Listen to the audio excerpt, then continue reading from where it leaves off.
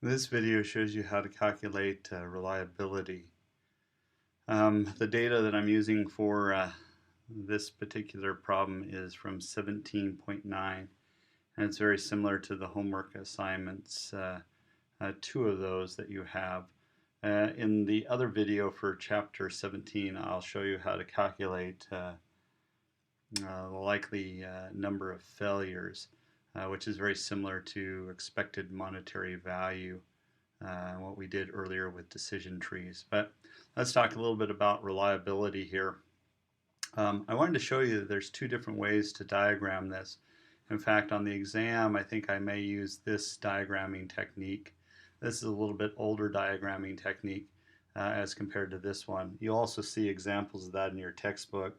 1718 uses this diagramming technique. Well, I think your homework problems and the bulk of them use this.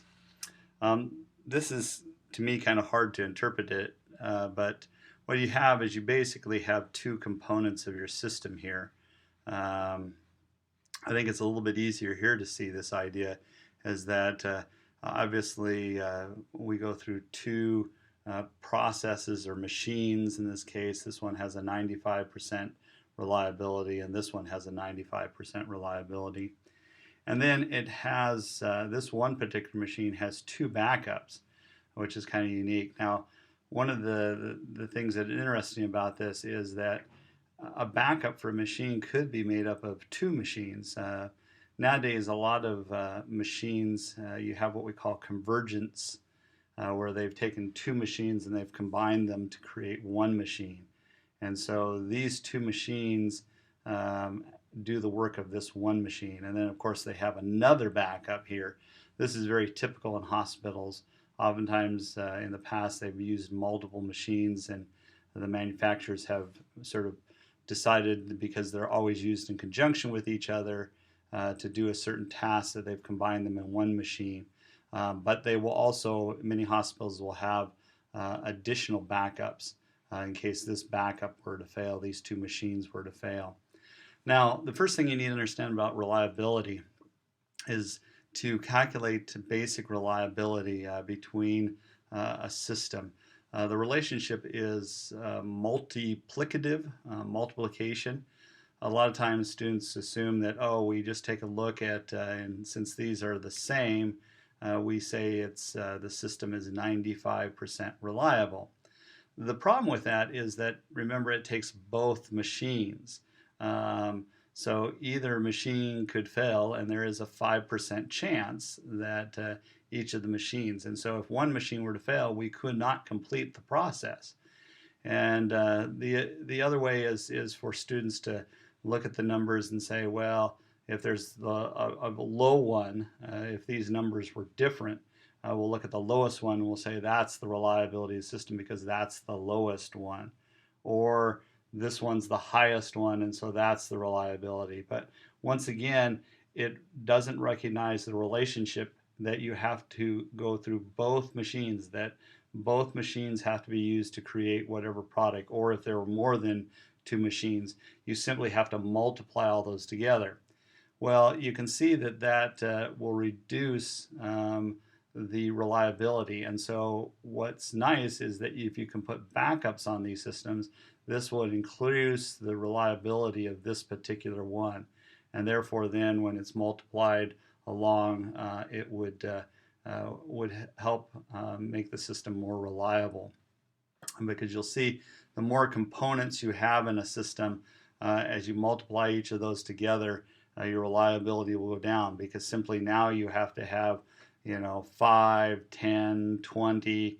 The more machines you have, the lower the reliability without additional backup for those machines. So let's show you how to calculate this. The first thing you really have to deal with is this backup idea. So we have to sort of collapse all these to figure out what the reliability is, given the fact that it has two backups. And then we can multiply across here. But before we get to that, let's take care of this first. So remember that when we're talking about, even in regards to these two machines functioning as a backup for this machine, we have to multiply those together because both these machines are necessary to complete the task of this machine. And so we told you that when they're in a row like that, the relationship is multiplication. So we're simply going to take 0.95 and times it times 0.95. And so I can tell you that together, because I need both machines to do this task, its reliability, because there's two machines, is much lower than this one machine. It's 90% to 90.25% reliable. But now let's deal with the backup, because you have two backups. The easiest way to do that is you take them one at a time. And there is a formula. This is the formula provided on the formula sheet. You simply take the probability of the first component working, and that's the reliability, and you're going to add to that the probability or the reliability of the second component working times the need for that second component. And the need for the second component is based on what is the failure rate, the percentage of this first component. So another way to say this is the reliability or probability. I don't want to use the term reliability because this is the reliability of the first component. It's the same as saying the probability of the first component working, that's reliability. This is the reliability of the second component, or the backup, the probability of it. And this is given the failure rate of the first component, or the probability of needing that second component. We're going to multiply that failure rate times the probability of the second component. So let me show you how it's done on our example here. So I have this reliability of, we talked about that. So this is 90.9025 or 90%, just a little over 90%. And we're going to add to that then the probability of the second component. So this is the second component, the reliability of it, the probability of the second component working, 95. So I'm referring to this here because I'm going to combine these two. This one with its reliability of 90%, given that it has a backup. So you'll see that that will increase that reliability. And remember, we're going to multiply it by the need for that. And the need for that is basically the difference from 100%.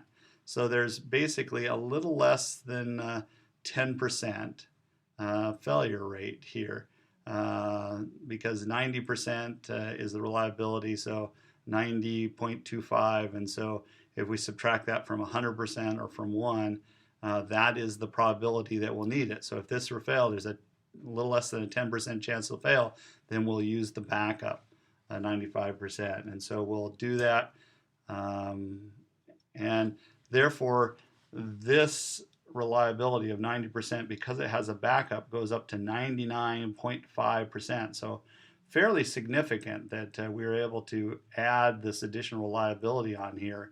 Now, given this, we've collapsed all of these together now. So we've combined these two machines because they function and do the same task as these single machines. And then we've combined this machine with its backup. Now we're going to combine this probability to this one. So once again, we'll start off, we have the 0.95, and we're going to add to that then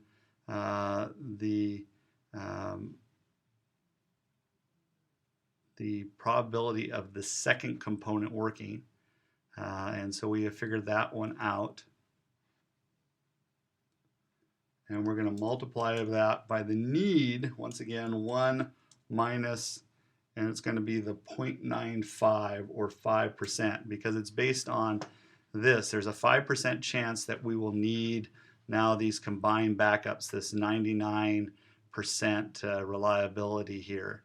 And so we will, the 5% times the reliability of those combined things, and we'll add that to our, and we wind up then, now we could format this as our final answer. You'll see that we have become extremely, well, I guess we're not at our final answer yet, because so far we've just taken care of all of this here. We've combined these two to figure out what its single reliability measurement is, and then we've combined these together, this with this as a backup, and then that gives us this, and then we've taken that, and that whole thing is a backup to this.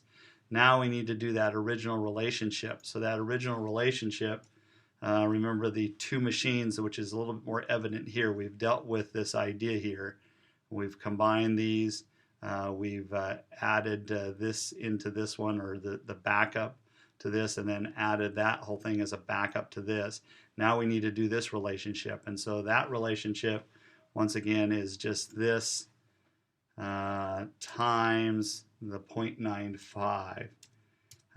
Now you can see that it went down to 94, almost stayed 95. The only reason it stayed 95, because if you were to multiply 95 by 95, which we did here, think about that. If this one did not have these two backups, if this was just 95% times 95%, it would be only 90% reliable. But because we have all these backups, we're able to maintain almost the 95% reliability. So the higher these things are, or the backups that increase the reliability of those, the better off you're going to be in your system. So now we could format this as our final answer. So I'm going to just format it as a percentage. And so the overall reliability of this system is 94.98% is the reliability of it.